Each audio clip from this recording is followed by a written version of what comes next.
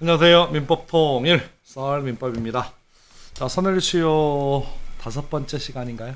5번 중단 얘기 좀 해보죠. 우리 지난 시간에 시효가 진행하다가 권리자가 자신의 권리를 행사하게 되면 시효가 스톱, 중단됩니다 라고 했습니다. 그런 중단 사유에는 청구, 압류, 가압류, 가처분, 승인 등이 있다. 이런 청구에는 자 한번 들어봤습니다. 재판상 청구 내지는 파산 절차의 참가, 지급 명령, 화해를 위한 소환, 임의 출석, 그리고 최고 등이 있다. 지난 시간에 했던 얘기 잠깐 복습해 보면 청구의 재판상 청구라고 하는 것은 권리자가 원고되어서 시효 이익을 받을 자, 채무자를 피고로 해서 민사 소송을 제기하는 것을 청구라 부른다. 역으로 시효 이익을 받을 자인 채무자가 원고되어서 권리자를 피고로 해서 소를 제기한 가운데 권리자가 피고로서 소에 응한다. 이것을 응소라 한다. 응소는 재판상 청구가 아니므로 시효가 중단되지 않습니다. 다만 응소의 경우 권리자가 자신의 권리를 적극 주장 결과 그것이 받아들여진 경우라면 권리 행사로 볼 수 있으니까 시효가 중단되는 예외가 인정된다 라고 했죠. 또 내지는 소제기는 민사소송만 의미하고 행정소송이나 형사소송은 시효가 중단되지 않는 게 원칙이다. 다만 행정소송 가운데 국세청의 세금 납부, 과세처분에 대해서 과세처분 무효 또는 과세처분 취소 확인의 소는 행정소송이랄지라도 부당이득 반환 청구권의 소멸시효를 중단시키는 효력이 있습니다. 거기까지 했던 것 같아요. 중단 어렵습니다. 이유는 소의 제기, 소 제기한다 라고 하는 것은 민법적인 얘기가 아니라 민사소송법적인 용어다. 또 내지는 우리가 실생활에서요, 실생활에서 가압류, 가처분, 또 내지는 지급명령 뭐 이런 얘기는 들어보셨겠지만 뭐 뉘앙스, 뭔 뜻인지는 정확하게 설명 못해도 들어보셨잖아요. 다만 이런 가압류, 가처분이 소송상 용어고 또 내지는 민사 집행법상 용어다 보니까 좀 정확하게 알지 못한다. 그래서 정확하게 알지 못하니까 우리가 모른다고 생각하세요. 근데 좀 듣다 보시면 그런 느낌 알잖아. 그런 느낌. 그렇죠? 그런 느낌으로 좀 정리하시면 좋겠습니다. 자, 5번째 시작합니다. 자, 청구 관련 얘기를 다시 한번 해볼게요. 자, 이제 좀 어렵습니다. 채권자가 채무자에게 행사하는 권리가요. 2개 있대요. 2개. 1번 권리도 있고 2번 권리도 있다. 이랬을 때 시험 지문에 뭐라고 나오냐면 여러 개의 채권, 그래서 한자로 복수의 채권을 가지고 있대. 그래서 쉽게 표현하면 권리자가 채무자에게 1번 권리도 행사할 수 있고 또 동일한 목적을 달성하기 위해서 2번 채권도 가지고 있대. 그러면 1번 채권과 2번 채권을 가지고 있는 경우에 즉 채권자가 복수의 채권을 가지고 있는 경우에 어느 한 채권을 행사하면 행사를 한 채권의 소멸시효는 중단되겠지만 다른 채권에도 영향을 미치느냐의 문제입니다. 자, 그래서 정리하면 이런 얘기입니다. 지금 보시는 것처럼 채권자가 2개의 채권, 1번 채권이 있고 2번 채권이 있는 가운데 1번 채권 행사합니다. 1번 채권 행사하게 되면 1번 채권의 소멸시효는 중단되는 게 당연해요. 그런데 행사하지 않는 2번 채권의 시효는 중단되지 않습니다. 별개입니다. 채권이 별개입니다. 그러니까 여러 개의 채권을 가지고 있는 경우에 어느 한 채권을 행사하게 되면 행사를 한 채권의 시효는 중단되겠지만 행사하지 않는 다른 채권의 시효는 중단되지 않습니다. 자, 그렇게 정리하시면 되겠고. 그래서 판례 좀 읽어볼게요. 천천히. 시험에 등장할 것 같아요. 채권자가 천천히 읽습니다. 동일한 목적을 달성하기 위하여 복수의 채권. 자, 복수. 저처럼 배 나온 사람이 배 물창게 복수를 하는 게 아니라 여러 개의 채권을 가지고 있는 경우에 어느 하나의 청구를 한 것만 가지고는 다른 채권 그 자체를 행사한 것으로 볼 수 없으므로 특별한 사정이 없다면 다른 채권에 대한 소멸시효의 중단 효력이 없습니다. 끝. 그렇죠? 그래서 2개의 채권을 가지고 있는 경우에 하나의 채권을 행사한다 할지라도 다른 채권의 소멸시효를 중단시키지 않는 게 원칙이다. 또 예외가 있겠죠? 자, 그래서 그런 얘기를 좀 정리 좀 해볼게요. 또 내지는 이 2번째 판례는 워낙 중요합니다. 워낙 중요해요. 그래서 2번째 판례는 감정평가사나 주택관리사를 준비하는 여러분이라면 반드시 기억. 채무불이행에 의한 손해배상 청구권에 대한 소멸시효의 항변이 불법 행위로 인한 손해배상 청구권에 대한 소멸시효의 항변을 포함한 것으로 볼 수는 없답니다. 없다. 그럼 뭔 얘기냐면 자, 채권자가요, 채무불이행을 이유로도 손해배상을 청구할 수 있고, 또 내지는 불법행위를 이유로도 손해배상을 청구할 수 있대. 그러면 채권이 두 가지네, 지금. 하나는 채무불이행에 의한 손해배상 채권이 있고, 두 번째는 불법행위에 의한 손해배상 채권이 있는 경우에 이 경우에 어느 한 채권을 행사했을 때 다른 채권에 대한 권리를 포함한 것도 볼 수 없다. 자, 그런 맥락에서 좀 눈여겨봅니다. 자, 제 낭낭한 목소리로 다시 한번 읽어드립니다. 채무불이행으로 인한 손해배상 청구권에 대한 소멸시효의 항변이 불법행위로 인한 손해배상 청구권에 대한 소멸시효의 항변을 포함한 것으로 볼 수는 없습니다. 자, 그런 맥락에서 좀 기억을 좀 해두시면 될 판례고. 자, 한번 들어보세요.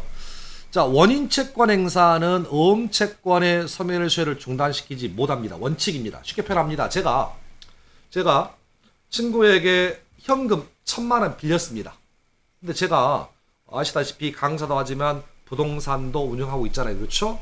개업 공인 중개 사인데 문제는 1,000만 원 빌리면서요, 차용증을 써준 게 아니라 어음을 끌어옵니다. 어음을. 제가 어음을 발행할 수도 있잖아요. 그렇죠? 좀 규모가 크진 않지만 만일에 어음을 끌어줬으면, 그러면 자, 돈을 빌려준 제 친구는요, 차용증 받았으니까 1,000만 원 받을 수 있는 원인 채권이 있지. 그리고 제가 발행한 어음도 가지고 있잖아. 그러면 제 친구는요, 두 가지 권리를 가지고 있는 거야. 하나는 돈 빌려준 권리, 두 번째는 어음 받을 권리. 두 가지 있잖아. 이런 경우에 원인 채권 1,000만 원 받을 채권을 행사했다면 어음 채권의 소멸시효를 중단시키지 못합니다. 다만 역으로 갑니다. 어음 채권을 행사하게 되면 원인 채권의 소멸시효를 중단시키는 효력이 있습니다. 한번 들어보시면 좋겠습니다. 그래서 앞뒤가 좀 다르긴 합니다만은 제가 수업 시간에 이 부분을 설명을 하긴 했습니다만은 유튜브 시간이라 세부 상황을 설명할 테니까 한번 들어보시고. 자, 그 다음 판례가 하나 나옵니다. 역시 시험의 기출입니다. 자, 이런 얘기입니다. 교사님이, 고등학교 선생님이요, 교직에 계시다가, 어쨌든 간에 오해 기타 등등 해가지고 불미스러운 일로 잘렸습니다. 근데 그 교사 입장에서는 잘린 게 너무 억울한 거예요, 지금. 안 잘렸으면 매달 월급 받을 수 있겠죠. 근데 문제는 이겁니다. 우리가 통상적으로 회사를 다니다가 그만두게 되면 퇴직금 받을 수 있죠. 그렇죠? 또 매달 임금 받을 수 있잖아. 임금. 그렇죠? 그런데 자, 문제는 이것도 채권이다 보니까 퇴직금 채권도 시효기간에 걸릴 거고요, 임금 채권도 시효기간에 걸립니다. 그렇죠? 그래서 우리가 배웠던 것처럼 교사니까 시효기간 1년짜리입니다. 그렇죠? 교사, 교주, 숙제에 관한 채권은 1년이다. 여기서 문제입니다. 자, 파면첩은 무효다. 잘렸습니다. 그래서 야, 나 자른 거 너무하지 않냐? 라고 파면첩은 무효 확인서를 제기했다면 보수금 채권에 대한 소멸시효를 중단시키는 효력이 있대요. 그런 맥락에서 읽어보시면 좋겠습니다. 거기까지 보시면 되겠고, 여기서 말하는 보수금 채권은 임금 채권입니다. 한번 가볍게 좀 보시고. 자, 이제 다음에 보여드릴 그림 두 가지는 반드시 기억했으면 좋겠습니다. 실력의 척도예요. 실력의 척도. 자, 시작합니다. 자, 채무자가 있고 채권자가 있습니다. 두 사람 사이에 돈을 빌리는 금전 소비대차 계약을 체결합니다. 그러면서 채권자가 담보를 요구하니까요, 채무자가 돈 빌려주면 내가 내 집에다가 당신 채권자 명의로 저당권 설정해 주겠다라고 저당권 설정 계약을 합니다. 그럼 따라서 지금 그림을 보시는 것처럼 채무자와 채권자 사이에 계약이 몇 개 있나요? 두 개 있나요? 하나 돈 빌리는 금전 소비대차 계약, 또 두 번째는 저당권 설정 계약이 있죠. 그러면 계약이 두 개니까 권리도 두 개 나와야죠. 그래서 자, 천천히 잘 보세요. 돈을 빌려줬다면 금전 소비대차 계약에 의해서 채권자는 채무자에게 피담보 채권이 있고요. 두 번째는 그림을 잘 보시면 자, 저당권 설정 계약만 했지 저당권이 아직 설정이 안 된 상태예요. 그래서 약속만 한 거야. 그런데 돈을 빌려간 놈이 채무자가요, 저당권 설정 안 해줘. 차일피일 시간만 미룹니다. 오늘 시간이 없네, 바쁘네, 미뤄. 그러니까 채권자는 저당권 설정 계약에 의해서 근저당 설정해달라고 청구할 수 있어. 그러면 따라서 아직 그림을 잘 보시면 돈 빌려가고요, 돈 빌려가고 저당권 설정 안 된 상태야. 그래서 두 사람 사이에 금전 소비대차 계약에 의해서 피담보 채권 발생하고 저당권 설정 계약에 의해서 저당권 설정 채권 발생합니다. 됐나요? 그런데 여기서 문제입니다. 돈을 빌려간 놈이요, 저당권 설정 안 해주니까 저당권 설정해달라고 청구하는 거야, 지금. 자, 그래서 자, 이 지문에서, 이 그림에서 나올 수 있는 판례가 두 가지는 반드시 기억. 자, 첫 번째 판례입니다. 근저당권 설정 약정에 의한 근저당권 설정 등기 채권이 피담보 채권이 될 채권과 별개의 소멸시효에 걸립니다. 그래서 각각 걸린다고. 채권이 계약이 두 개니까 채권도 두 개라고요. 각각이라고 각각. 따라서 피담보 채권도 10년이고 근저당 설정 등기 채권도 10년입니다. 각각 별개로 소멸시효에 걸린다라는 점 정확하게 정리하시고, 보다 중요한 건 그 다음 지문입니다. 그 다음 지문이, 자 보세요. 돈을 빌려가고 저당권 설정 안 해주니까 저당권 설정해달라고 채권자가 채무자를 상대로 해서 저당권 설정 계약에 의해서 저당권 설정 등기해달라고 소를 제기합니다. 자, 그래서 판례는 이렇게 얘기합니다. 근저당권 설정 등기 청구 소제기는 피담보 채권에 대한 소멸시효를 중단시킨 효력이 있습니다. 그래서 저당권 설정해달라고 소를 제기하면 그 피담보 채권의 소멸시효가 중단됩니다. 그럼 보시는 것처럼 어찌 보면 채권자는 채무자에게 복수의 채권 가지고 있잖아. 그러면 제가 3분 전에 복수의 채권을 가지고 있는 경우에 한 채권 행사하더라도 다른 채권의 소멸시효를 중단시킨 효력이 없는 게 원칙이지만 지금 사례의 경우는 예외입니다. 그래서 예외니까 시험에 나오는 거죠. 다시 한번 정리. 저당권 설정 소제기는 그 피담보 채권의 소멸시효를 중단시키는 효력이 있습니다. 거기까지 정리하시면 되겠고. 자, 그 다음 판례가 더 어렵습니다. 더 어려워요. 근데 이게 그림을 좀 이해하면 돼. 채권자가 채무자에게 1억 빌려주고 금전 소비대차 계약을 체결합니다. 그래서 금액이 너무 크다 보니까 채권자가 담보를 요구합니다. 그래서 자, 친구 병이요, 물상보증인이 자기 집을 담보로 제공해. 그래서 돈을 빌려 쓴 사람은 채무자이지만 보증인이요, 야, 내 친구가 빌려간 돈 안 갚으면 내 집 가져가라고 이렇게 자신의 집에다가 저당권 설정 계약을 체결합니다. 그래서 지금 집을 가지고 있는 사람이 물상보증인이죠. 설정 계약했습니다. 그래서 현재 물상보증인 소유의 부동산에 저당권 설정돼 있답니다. 됐나요? 그런데 이 물상보증인이 보니까요, 피담보 채권이 없는 거야 지금. 그러니까 야, 피담보 채권 소멸했으니까 내 집에 네 명의 저당권 말소해달라고. 지금 보시면 화살표를 잘 보셔야 돼. 누가 제기했나요? 누가? 물상보증인이 권리자를 상대로 저당권 말소해달라고 소를 제기한 거야 지금. 원인 채권, 피담보 채권 소멸했으니까 너 받을 돈 없지 않냐? 라는 것을 이유로 내 집에 그러면 네 명의 저당권 말소해달라고 소를 제기한 겁니다. 그러면 이 경우에 채권자가요, 소를 당했잖아. 피고로서 응소네.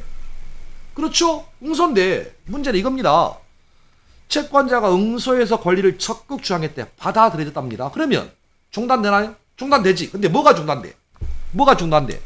채권자와 물상보증인 사이에는 중단되겠지만 문제는 저 채무자에 대한 피담보 채권이 중단되는 게 아니란 말이야 지금. 한번 보셔봐. 소송을 누구랑 하고 있어요 지금? 물상보증인과 채권자와 소송이야. 채권자와 채무자 소송이 아니란 말이에요 지금. 다시, 피담보 채권은, 자 그림에 보시는 것처럼 피담보 채권은 채권자가 누구에게 가지고 있는, 채무자에 가지고 있는 거고, 채무자에게, 물상보증인에게는 저당권 설정, 저당권을 가지고 있는 거야. 그러면 지금 그림을 보시면 싸움의 주체가, 원고하고 피고하고 싸우고 있는 주체가 물상보증인과 채무자 사이의 소송이잖아. 그러니까 채무자와 채권자의 소송이 아니란 말이에요 지금. 그래서 정리. 물상보증인이 제기한 근저당권 말소등기 청구 소송에서 채권자 겸 저당권자가 응소하여 피담보 채권의 존재를 주장하더라도 그 채무자에 대한 피담보 채권에 대한 소멸시효의 중단 효력이 없습니다. 자, 1분 전에 했던 얘기 다시 볼까요?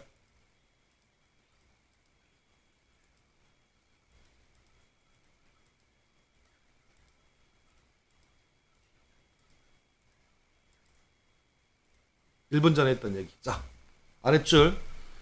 근저당권 설정 등기 소재기는 피담보 채권의 소멸시효를 중단 효력이 있다. 그러나, 자 다시 정리. 물상보증인이 제기한 저당권 말소 등기 청구 소송에서 채권자 겸 저당권자가 응소하여 피담보채권의 존재를 주장하더라도 피담보채권에 대한 소멸시효 중단 효력이 없습니다. 양자 반드시 구분했으면 좋겠습니다. 부탁입니다. 부탁입니다. 자, 다시 이 공부라는 게 저는 좀 그런 얘기를 합니다. 여러분이 교재 읽는 거 읽으면 좋죠. 읽으면 좋죠. 합격 수기 보면 저는 교재를 10번 읽었습니다. 교재를 1000번 읽었습니다. 저는 별로 그런 거 원치 않아요. 저는 교재에 읽는 걸 원치 않아요. 왜냐하면 그건 다른 강사들 얘기고 저는 시험에 나올 것만 얘기하잖아. 또 자뻑이긴 하는데 그러니까 동영상만 저는 충분히 여러분이 들어도 합격합니다. 그것도 아주 우수한 성적으로 합격해. 근데 동영상 한 번 듣고 책을 보니까 우수한 성적으로 합격하는 것 같아요 지금. 그래서 건방진 얘기 같지만 나름대로 노력하는 강사고, 아니 이런 얘기는 할 수 있잖아요. 그렇죠? 나름대로 노력하는 강사고, 또 노력은 전국 최고라고 생각합니다. 그러니까 지금 동영상만 좀 자꾸 보시면 돼. 동영상만. 그리고 책 자체를 읽어도 의미가 없어. 왜냐하면 여러분은 동영상 보기 싫어서 아는 것처럼 느껴지니까 책을 보시는 거잖아요. 그래서 동영상만 그냥 돌리고 그냥 제 목소리 그냥 귀에 아이가 그렇습니다. 그러니까 좀 정리 좀 해두세요. 여기까지 보시면 되겠고, 자, 이 나머지 시간은 좀 고민을 좀 하다가 할까 말까 하다가, 그래도 유튜브가 짤강이라고 하지만 그래도 저도 이제 유튜브를 관심이 없다가 유튜브를 최근 보니까 짤강이 많이 있더라고. 근데 짤강이 많이 있으면 여러분, 우리 그 수험생 입장에서 그걸 많이 조회를 하시더라고. 근데 짤강을 좋아하시는 것 같은데 간만에 외우려고 하는 거죠. 그렇죠? 근데 그런 걸 지향하겠습니다. 그래서 또 시간이 가름에도 불구하고 법조항을 천천히 읽어볼게요. 자, 그러면 자, 한번 가볼게요. 자, 중단 사유 중에 청구에는 재판상 청구가 있고 파산 절차의 참가가 있고 지급 명령이 있고 화해를 위한 소환이 있고 임의 출석이 있고 채구가 있다. 그 부분을 법조항에서 어떻게 표현하고 있는지 정리해 봅니다. 자, 청구에는 재판상 청구, 파산 절차의 참가, 지급 명령, 화해를 위한 소환, 임의 출석, 그리고 채구가 있는데 왜 그러면 제가 청구에 이 5가지를 넣느냐? 법조항이 있습니다. 법조항 봅니다. 170조 봅니다. 170조 법 제목이 뭐냐면 가로 열고 재판상 청구와 시효 중단. 이 말뜻은 뭐냐면 재판상 청구 소제기하면 시효가 중단된다는 얘기예요. 그래서 이란 겁니다. 재판상 청구는 소송의 각하, 기각, 취하의 경우라면 시효 중단 효력이 없대요. 참 머리 아프네. 머리 아파. 나는 도대체 기각이 뭔지도 모르고 각하가 뭔지도 모른다. 취하라고 하는 것은 넣었다 뺀다 이 정도는 알겠는데 기각이 뭐고 각하가 뭐냐 라는 겁니다. 그렇죠? 그래서 일단은 죄송해요. 닥치고 그냥 각하, 기각, 취하 중단 효력이 없다. 부연 설명만 해볼게요. 제가 예를 들어서 제 친구에게 받을 돈이 있어가지고 법원에다가 소송을 제기합니다. 이렇게 소장을 내겠죠. 채권자, 설신제, 채무자, 김아무개라고 소송을 제기했습니다. 그런데 저는 판사님, 채무자에게 제 친구에게요 1억 빌려준 돈이 있습니다. 라고 소송을 제기한 청구 취지를 적겠죠. 그러니까 판사님 판단해 보시고 채무자 불러서 확인한 다음에 돈 좀 받아주세요라고 1억에 대해서 판결을 구합니다라고 이렇게 뭔가 쓸 거잖아요. 그냥 쓸 거잖아.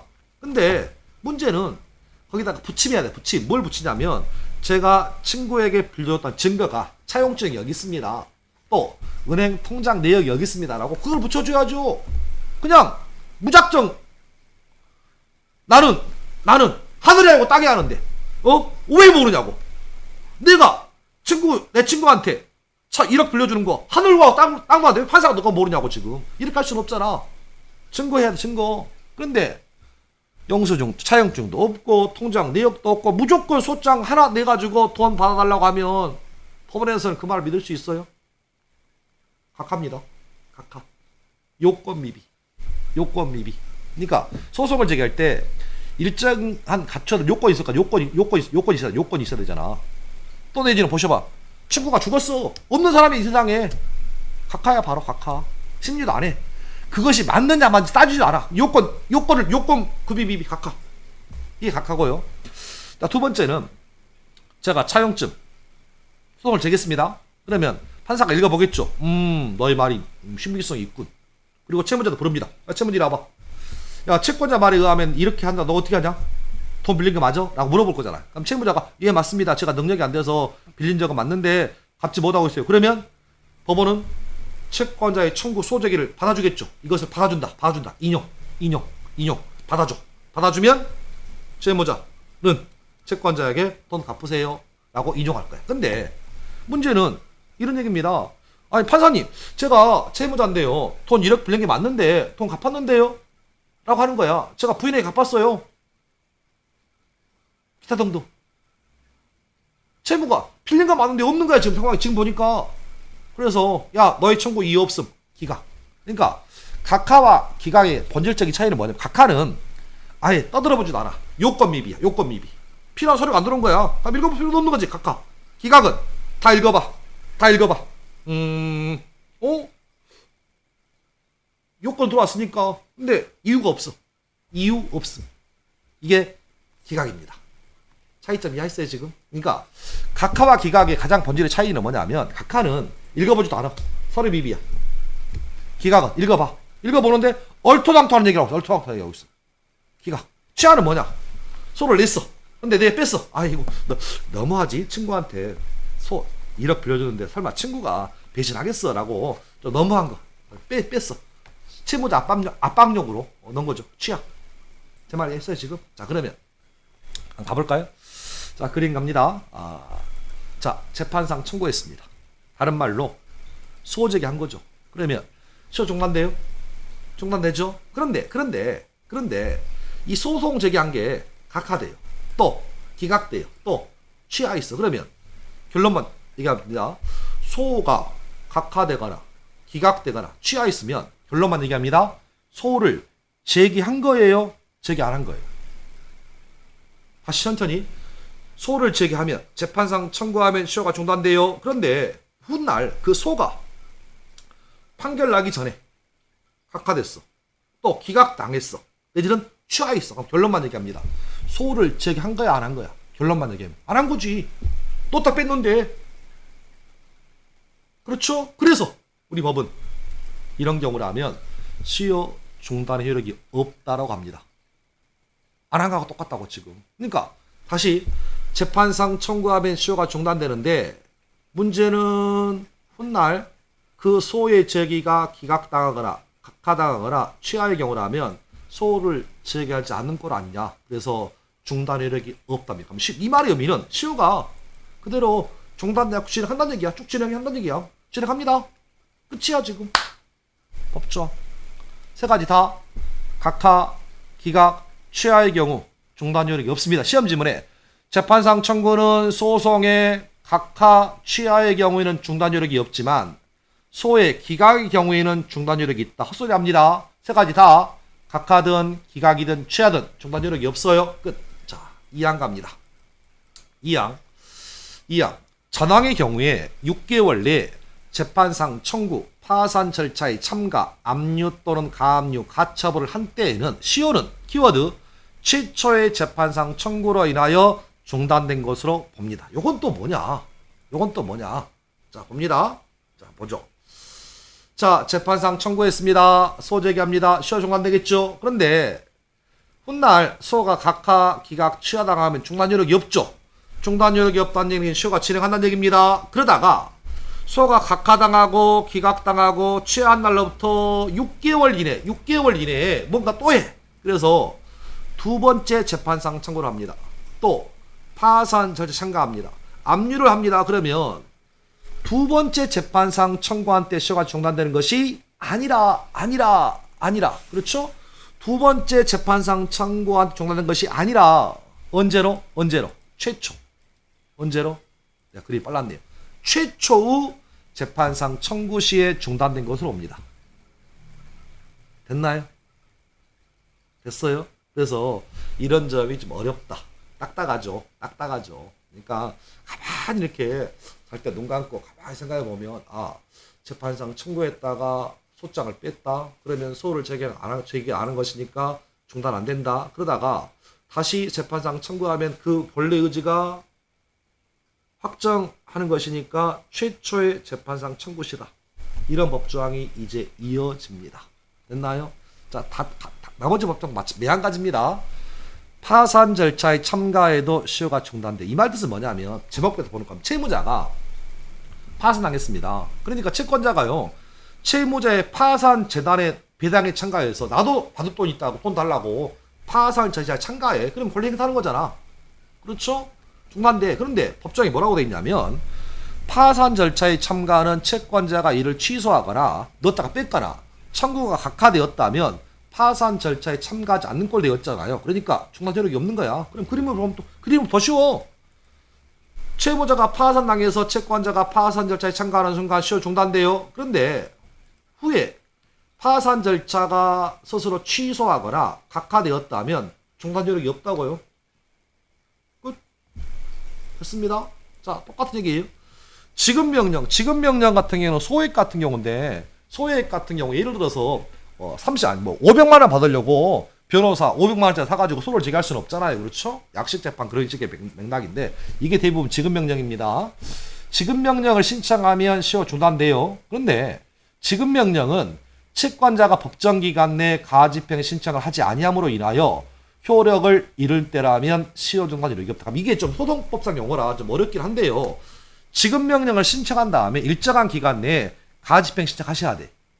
그런데 지급명령을 신청한 다음에 해야 될 후속 조치를 하지 않게 되면 중단 효력이 없다. 그 얘기입니다. 그래서 한번 보죠. 그림. 지급명령을 신청하면 시효 바로 중단돼요. 그런데 일정 기간 내에 가집행 신청을 합니다. 가집행 신청해야 합니다. 근데 일정 기간 내에 가집행 신청을 하지 아니하면 이것은 중단 효력이 없답니다. 됐나요? 이 정도의 뜻만 좀 가볍게 좀 보시면 돼요. 자, 그 다음. 그러니까 결론은 뭐냐면 일단은 중단시켜 놓는다. 그런데 나중에 보니까 안 한 거하고 같은 효과가 발생하면 중단 효력이 없다고 해요. 지금 뭐 그런 얘기고 또 화해를 위한 소환과 임의 출석과 시효 중단입니다. 화해를 위한 소환. 그럼 화해란 얘기는 우리가 법적 분쟁가 가서 머리를 쥐고 뭐 싸우고 이런 거 하기 전에 이렇게 부릅니다. 야, 원만하게 타협 좀 보시죠. 라고 이렇게 법원에서요. 화해를 위해 소환을 시킵니다. 근데 상대방이 화해할 마음이 없어. 안 나가. 또 화해가 성립이 안 돼. 난 더 받아야겠대. 그러면 그런 때라면 1월 내에 소를 제기하지 아니하면 시효 중단 효력이 없답니다. 또 내지는 임의 출소의 경우에도 화해가 성립되지 아니한 때도 그러하다. 그래서 화해를 위한 소환과 임의 출소 이건 다른 게 나오는 게 아니라 숫자가 나와요. 1월만 하면 1월 기각합니다. 우리가 중단해서 보는 것은 대부분 6월이에요. 6월인데 화해를 위한 소환과 임의 출석만큼은 1월입니다. 소멸시효 파트에서 숫자 1이 나오는 파트가 딱 두 군데입니다. 지금 보는 화해를 위한 소환과 임의 출석에서 1월이고요. 소멸시효의 정지에서 천재기타 사변에 의한 정지가 1월입니다. 다다음 시간에 할 것 같긴 한데 어쨌든 간에 숫자만 기억하시면 되고 그림은 이런 얘기입니다. 자, 갑니다. 화해를 위한 소환에서 모였습니다. 그럼 시효 중단됩니다. 그런데 1월 내에 소를 제기하지 아니하면 중단 효력이 없어요. 이 정도의 뜻만 좀 보시면 된다. 그래서 일단은 뭔가 죄수처를 취하면 중단시켜준다. 그런데 그 다음에 해야 될 후속 조치를 하지 않게 되면 중단 효력이 없다. 그 정도의 뜻만 좀 보시면 좋겠습니다. 자, 그 다음 최고입니다. 최고와 시효 중단입니다. 최고는 6개월 내에 재판상 청구, 파산 절차에 참가, 화해를 위한 소환, 임의 출석, 압류 또는 가압류, 가처분을 하지 아니하면 시효 중단 효력이 없다. 참 어렵습니다. 도대체 이게 뭘 얘기하는지 보세요. 뭘 얘기하는지. 자, 그래서 자, 일단은 최고부터 뜻을 좀 정리한 최고는 돈 주세요라고 이행을 청구하는 거야. 다른 말로 재판의 청구입니다. 재판상 청구는 소를 제기하는 거죠. 그런데 최고, 다른 말로 니꼬르 이행의 청구는 돈을 달라고 전화하는 거예요. 또 내지는 전화를 안 받으니까 내용 증명 보내는 경우 있죠. 내용 증명을 보내는 게 이게 최고입니다. 자, 그러면 뭔 얘기인지 볼까요? 자, 최고했습니다. 돈 갚아주세요. 전화했어요. 시효 중단 안 됩니다. 갚겠대. 안 갚았어. 또 전화합니다. 어이 친구, 너 지난번에 돈 갚겠다 왜 안 갚았어? 빨리 갚어 라고 추구했습니다. 친구가 뭐라 간다고요? 갚아줄게. 중단 안 됩니다. 또 보냈습니다. 야, 내용 증명 보냈습니다. 돈 갚으라고. 답이 없어. 중단 안 됩니다. 아무리 여러 번 최고해도 중단 안 돼요. 그러다가 시간이 끝나버려요. 시효 완성돼버려. 시작 10년 끝났어요. 그러면 결론 채무 소멸합니다. 채무 소멸합니다. 아무리 여러 번 최고해도, 수백 번 최고해도, 수백 번의 내용 증명을 보냈다 할지라도 그것만 가지고는 시효 중단 안 됩니다. 그런데 그림을 바꿔봅니다. 자, 최고했습니다. 중단 안 돼요. 최고합니다. 중단 안 돼요. 그러다가 시효 완성되었습니다. 채무 소멸했습니다. 그런데 시효가 완성된 다음에요, 소를 제기합니다. 돈 갚으라고. 그러면 자, 제기 한번 들어보세요. 최고를 하지 않은 상태에서 시효 완성된 다음에 소 제기하면 이건 기각입니다. 왜? 빚이 없는가요 지금? 그런데 지금처럼 여러 번 최고하다가 시효가 완성된 다음에 소를 제기하게 되면 이 소 제기는 받아줍니다. 그래서 소를 제기하게 되면 시효가 중단되는데요. 파란색 보세요. 맨 처음 했던 최고 시효 중단되는 것이 아니라 소 제기한 날로부터 6개월 이내에 있는 요 최고 시효가 중단돼요. 그래서 우리가 시효가 완성될 무렵에, 거의 끝나갈 무렵에요, 법원에 정식 소송을 제기하자니 너무 촉박해. 지금 소장도 써야 되죠, 청구 취지 써야 되죠, 차용증 찾아봐야죠. 그렇게 시간적이 촉박하니까 먼저 내용 증명을 먼저 보냅니다. 먼저 보내고, 그리고 시효가 완성되더라도 최고한 날로부터, 내용 증명 보낸 날로부터 6개월 이내 정식 재판을 청구하게 되면 시효 완성 전에 6개월 이내 최고시의 시효가 중단된다. 그래서 우리가 내용 증명을 보내는 실익이 있는 거예요 지금. 됐나요? 자, 그러면 시험 질문 갑니다. 여러 번 최고하여 6개월 내 재판상 청구한 경우라면 시효는 최초의 최고시의 시효가 중단된다. X. 재판상 청구한 날로부터 6개월 이내에 최고시에 중단됩니다. 끝.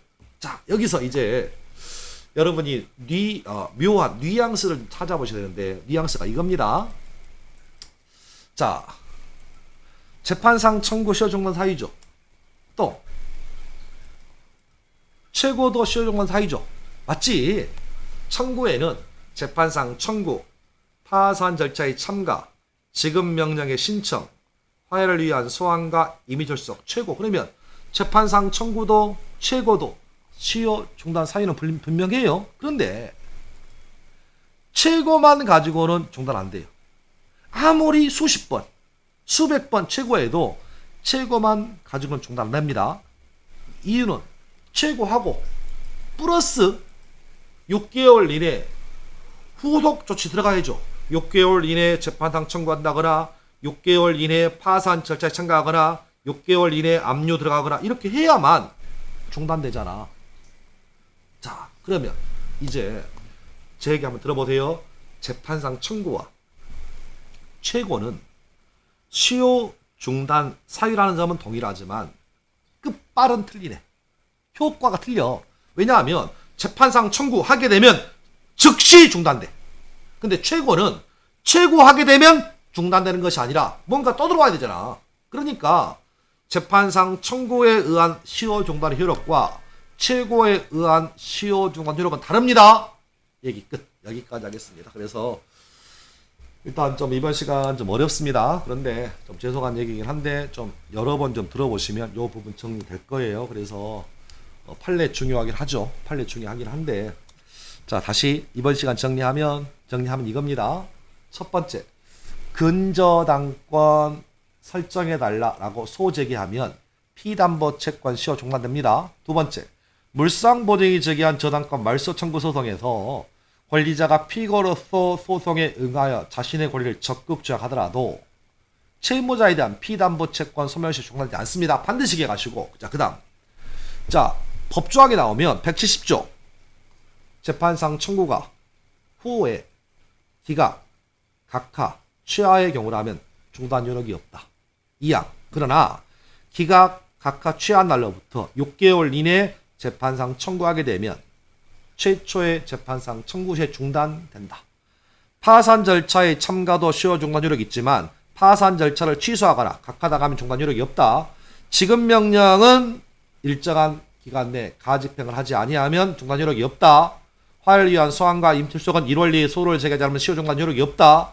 마지막 최고는 아무리 여러 번 최고해도 시효 중단 요력이 없지만 최고하고 6개월 이내 재판상 청구하게 되면 최초의 최고시 중단된 것이 아니라 소 제기한 날로부터 6개월 이내에 있는 최고시 시효 중단된다. 퍼펙트. 완벽하다. 완벽하다. 자, 여기까지 하시면 좋겠습니다.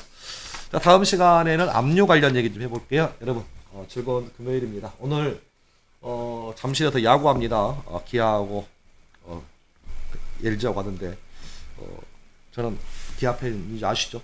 아시는데 어쨌든 그렇습니다. 여러분 즐거운 주말 보내시기 바랍니다. 감사합니다.